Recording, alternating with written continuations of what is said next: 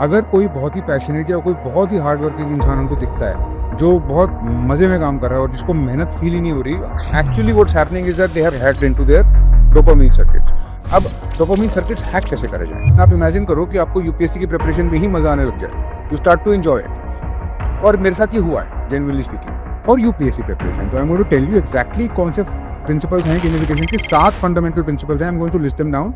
इंसानों में, लोगों में एडिक्शन का पोटेंशियल होता है। वो एडिक्शन का पोटेंशियल एसेंशियली कहीं ना कहीं गेमिफाइड ही होता है। It is possible to get addicted to UPSC preparation. हमें ये समझना है कि उसको यूज कैसे करना है। तो in order to use that, I am going to list the rules of gamification for you. Rule number 1, intelligent incentivization. It's all about rewards and punishments. Foundational idea ये है कि अगर आप किसी बिहेवियर को स्ट्रेंथन करना चाहते हो तो एक रिवॉर्ड दो जैसे ही वो बिहेवियर हो। अगर आप किसी बिहेवियर को वीकन करना चाहते हो, कोई आदत को तोड़ना चाहते हो, तो एक पनिशमेंट दो उसके बाद। अब रिवॉर्ड एक इंटरेस्टिंग कॉन्सेप्ट है, इतना सिंपल नहीं है। 2 तरीके के रिवॉर्ड होते हैं, positive reinforcement, negative reinforcement. Positive reinforcement हुआ कि अगर आपने कुछ अच्छा काम किया और जो आप डिजायरेबल बिहेवियर चाहते हो वो हुआ, सपोज आपने न्यूज़पेपर पढ़ा या आपने लक्ष्मीकांत का चैप्टर पढ़ा, तो आपने अपने आप को रिवॉर्ड दिया। Maybe you called up a friend, maybe you went to see a movie, जो भी आपने किया, आपने खुद को डेलिबरेटली रिवॉर्ड दिया, तो आप अपने डोपामाइन सर्किट्स को स्टिमुलेट कर रहे हो। बट अभी आपने पूरी तरह से लूप में अपने आप को बांधा नहीं है, but you have stimulated a little bit. Negative reinforcement on the other hand is, अगर आप कोई अच्छी चीज है आपकी लाइफ में और कोई कहे कि वो आपसे छीन जाएगी, वो आपसे ले ली जाएगी अगर वो आप पर्टिकुलर बिहेवियर नहीं करते, तो the ideal combination is to combine the positive and the negative reinforcement in a reinforcement schedule, and it can be used to train any animal to do anything you want. You have no idea how powerful it is. You will be able to change yourself into anything you want. I have used it all my life. I still use it. It is now time for you to learn and deploy it. Rule number 2 is keep score. Score can be imaginary. जरूरी नहीं है कि वो score एकदम major उसका वो हो कितने मीटर या कितने घंटे या कितने seconds. It just has to be a score. It needs to be a number which captures the essence of what you want to do. For example, अगर आपने न्यूज़पेपर पढ़ा, आपको 50 पॉइंट मिले, 50 कारमा पॉइंट मिले। कारमा पॉइंट वाला concept मैं आपको बताऊंगा अभी, बट आप इमेजिन करो आपको 50 कारमा पॉइंट मिले। अगर आप कोई और अच्छा काम करते हो या आप टू डू लिस्ट बनाते हो या आपने जो सोचा था वो कर लेते हो, तो आपको और 50 कारमा पॉइंट मिले। Score matters. We need to use this principle. Rule number 3 is keep it fun. ये एलिमेंट ऑफ फन कभी नहीं छोड़ना है हमने, चाहे यूपीएससी प्रिपरेशन हो, जितनी भी सीरियस हो, हमको फन करना ही करना है। मेन चीज जो आपको फन देगी वो होगी curiosity. Rule number 4, increase difficulty levels slowly. धीरे धीरे डिफिकल्टी लेवल बढ़ाते चले जाओ। अगर डिफिकल्टी लेवल बढ़ाते चले जाओगे तो जो भी मसल एक्सरसाइज कर रहे हो वो मसल बड़ा होता चला जाएगा, वो मसल स्ट्रांग होता रहेगा। The dopamine circuit helps in that continuation, क्योंकि डेलिबरेटली हम हर रोज नहीं कर सकते। हमको अपने आप को एक ऐसे लूप में बांधना है जो ऑटोमेटिकली हमको चलाए। Rule number 5, clear cut rules. Games में होते हैं बहुत क्लियर कट रूल्स, वो फ्रेमवर्क क्लियर होना चाहिए। There can be no ambiguity.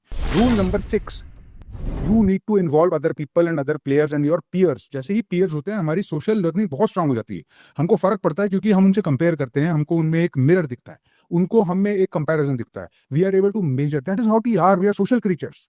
जैसे ही आप अपनी आइसोलेशन तोड़ोगे, बाकी लोगों से खुद को कंपेयर करने लगोगे, आपको हो सकता है डर लगे, बट गेमिफिकेशन में डर नहीं लगेगा, बिकॉज गेमिफिकेशन में हेल्दी कॉम्पिटिशन होता है। Rule number 10 is there should be a quick feedback loop. Feedback cannot be delayed. जल्दी होता है गेम में, आपको पता चलता है इमीडिएटली, ठीक हुआ, गलत हुआ, अच्छा हुआ, नहीं हुआ, आगे गए, पीछे गए। और हमसे आगे कौन है, हमसे पीछे कौन है, इसको कहते हैं leader boards. Now ladies and gentleman, time for your gamified assignment. Daily Karma challenge में आपके पास है 100 कार्मा पॉइंट। अब 2 ऑप्शन है आपके पास, depending on how you use your karma. आपके कर्म पे डिपेंड करता है कि उन कार्मा पॉइंट्स का नतीजा क्या होगा। आप उनको गेन भी कर सकते हो, लूज भी कर सकते हो। अब आपके पास दिन में है 100 कार्मा पॉइंट, ये गेन कैसे होंगे, लूज कैसे होंगे? मैंने आपको बताया था दोनों टाइप के रीइंफोर्समेंट होने चाहिए, पॉजिटिव और नेगेटिव। अब पॉजिटिव रीइंफोर्समेंट होगा जब आप कोई अच्छा काम करोगे और उसको जोड़ोगे, और उसके रूल्स हैं बड़े सिंपल। आपके पास हैं 3 टास्क डेली के। टास्क नंबर 1, आपने न्यूज़पेपर कवर करना है। If you read and cover the newspaper that day, you get 50 karma points. If you don't read the newspaper and if you skip the newspaper, you lose 50 karma points. तो जो आपके 100 karma points थे दिन के starting में, -50 हो जाएंगे और 50 रह जाएंगे।